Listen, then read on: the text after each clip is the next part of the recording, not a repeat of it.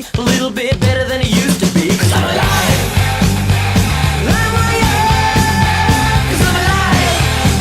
I'm alive, warrior. 'Cause I'm alive.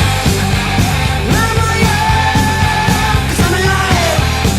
I'm alive, warrior.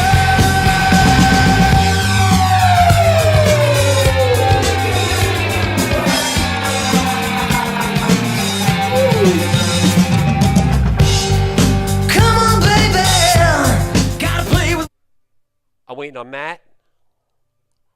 Welcome, bowling fans. Week number 9. John Drabczyk is outside waiting for him to come in. He will be coming in shortly. But Monday nights, growing up as a sports fan, or even now, meant one thing, especially in the fall and the winter. I guess you guys could all agree with this. Monday nights meant one thing when it came to sports. Red. Yes, Staten Island bowling. You're exactly right. What is going on in today's scratch leagues around Staten Island? That's what I used to think about when I was young. And here we are, another Monday night. 2 shout-outs, 2 new markets. Bangor, Maine picked us up. It's in the Northeast, Ken. We are number 1 within the first week in Bangor, Maine. And the second one, ladies and gentlemen, is Myrtle Beach, South Carolina, down south. Within 3 days, number 1. They love their bowling down in South Carolina. Before I get to a couple of my 2 great crew guys, and then I have a special guest host tonight, which you're going to be very excited about, I have to bring up one thing. My friend Joe Cal, who's out on assignment this week, he's been working in the television business for over 30 years, was contacted by a tech guy out in Silicon Valley, and they said, we have a great idea for you, Joe.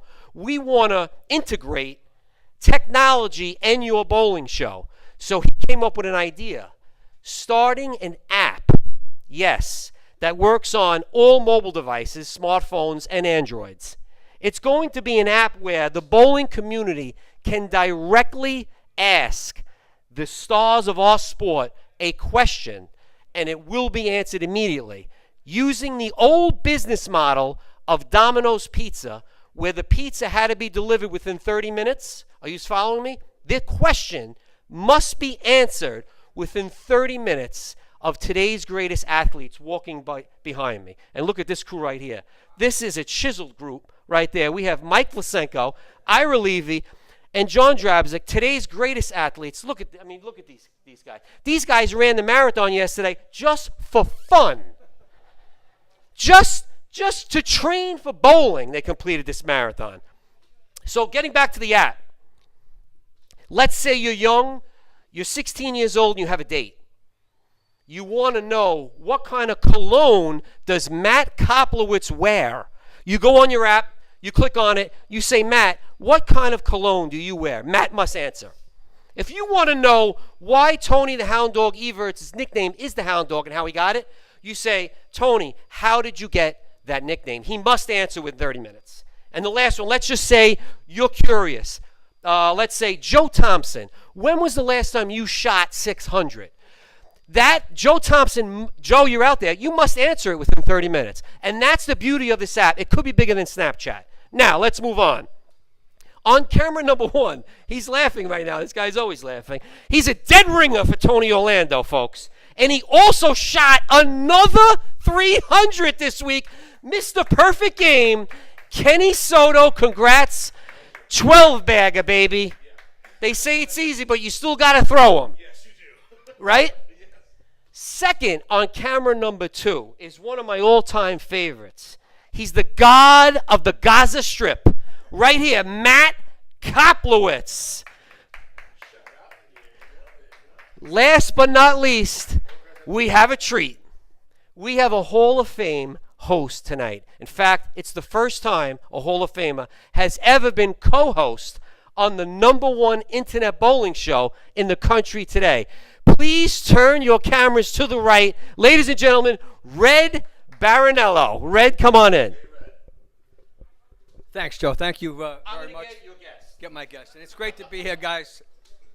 It's really a treat. I'm actually standing in for the stand-in. I'm standing in for my son, John Jr. And it would be appropriate that I stand in for my son tonight to interview this our guest for the evening, John Drabczyk. I just recently found out about 2 minutes ago how to pronounce his last name.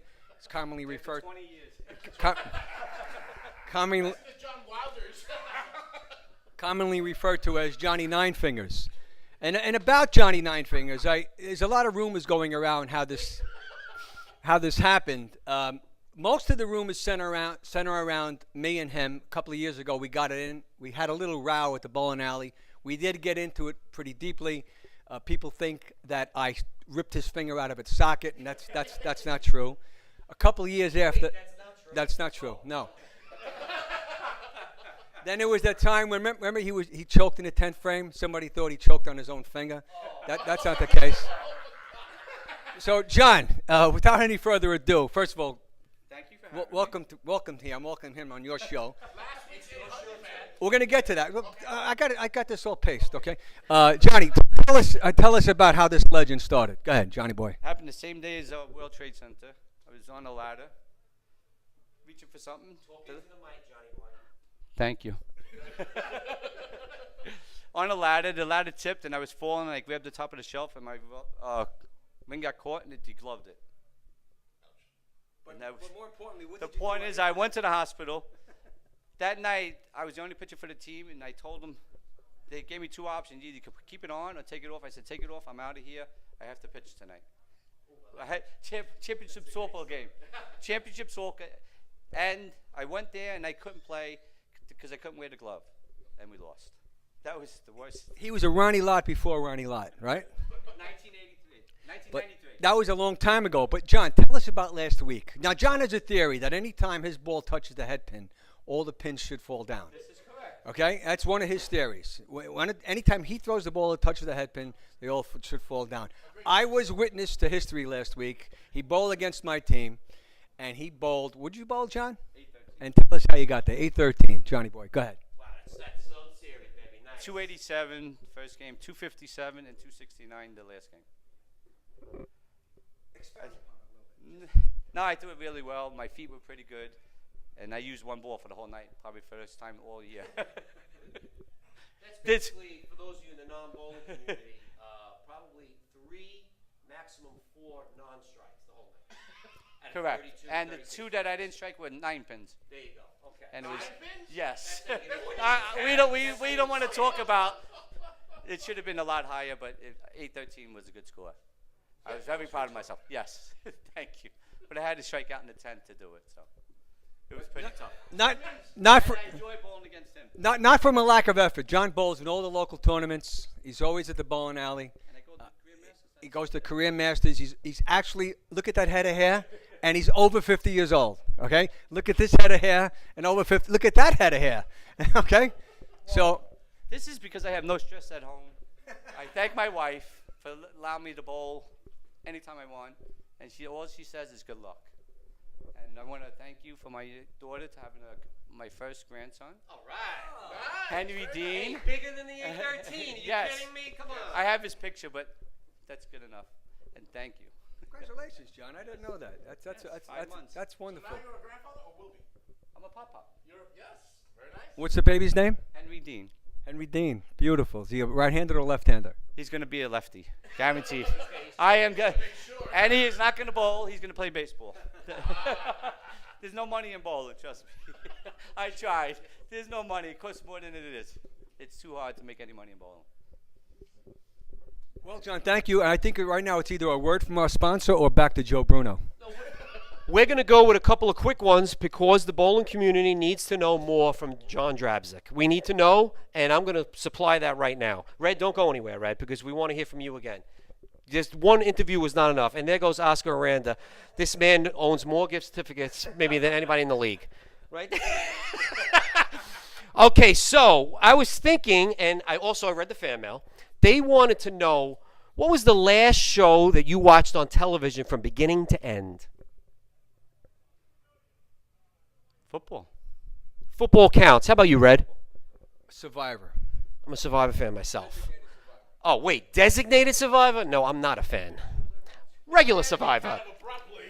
How about cake or pie? Cake. That's before my time. Sorry. I'm sorry? Cake or pie? Oh, pie. Okay, so red pie. All right. How about dogs or cats? Dogs. Dogs.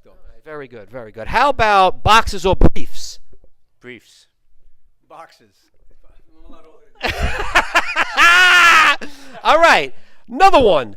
What do you want it to say on your tombstone when eventually the inevitable comes? Rock. The Rock or just Rock? Rock.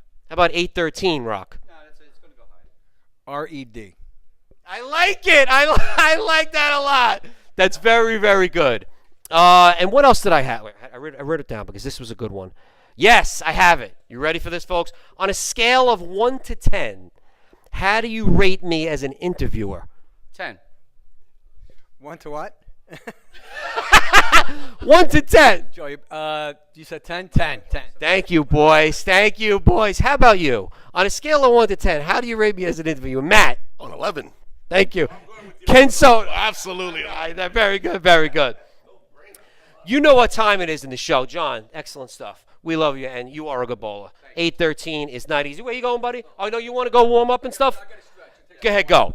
Word from our Rabs Country Lane, Country Pro Shop, thank you. Sponsorship, Gennaro's Pizzeria also. John, you're gone. I'm going to be congratulating watch your toe. You lost a finger, you almost lost a toe. Lowe's Bowler of the Week, folks. The drama builds every week. This goes out to the lowest bowler of the week. And good news, you too, don't worry. Thank God. We have a first timer, folks. Rob Tierney, congratulations. 181, 163, 179, 523. And, sorry, hey, look, it was my teammate a couple of weeks ago. Okay, so Rob, gift certificate for you. And real quick, tomorrow is election day, and I got to say thank God because I can't take another commercial, radio or television, from these clowns. I was home before Kenny. 7 straight commercials in a row of nonsense with the guys with the sleeves rolled up, walking in the park with the senior citizens, making believe they care. I'm done. I can't wait till tomorrow. But you know what? Go out and vote. This way you can't complain when someone says, did you vote? You could always say yes. But you know what? Another great show. Love you guys. Until next week. This week in the Draft League. Sit, Boo Boo, sit. Good dog.